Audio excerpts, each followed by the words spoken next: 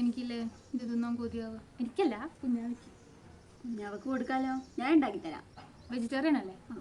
ബ്രാഹ്മിൻസിന്റെ കറി powders വെച്ചിട്ട് spicy ആയിട്ട് കുഞ്ഞാവൊക്കെ നമുക്കൊരു റെസിപ്പി ഉണ്ടാക്കാം. അതിന് നമുക്ക് മെയിൻ ആയിട്ട് വേണ്ട ഇൻഗ്രീഡിയൻറ്റ് എന്ന് പറയുന്നത് കോളിഫ്ലവറും അതുപോലെ തന്നെ ഗ്രീൻ പീസും ആണ്.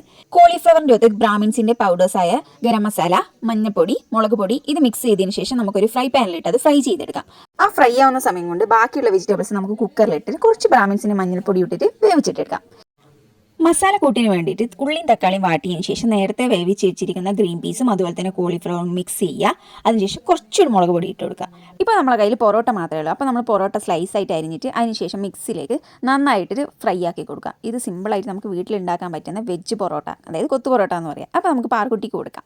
ബ്രാഹ്മിൻ സ്പൈസസ് ഫുഡിന് എക്സ്ട്രാ ഫ്ലേവറും ടേസ്റ്റും നൽകുന്നു. അതുപോലെ തന്നെ ഫാസ്റ്റ് ഫുഡിനെ സൂപ്പർ ഫുഡാക്കി മാറ്റാൻ ബ്രാഹ്മിൻസ് കറി പൗഡേഴ്സ് ധാരാളം. ഇനി ഇങ്ങൾക്കും ഇങ്ങനത്തെ fast food to super food recipe ഉണ്ടെങ്കിൽ അതും കമന്റ് ഇടാൻ മറക്കല്ലേ.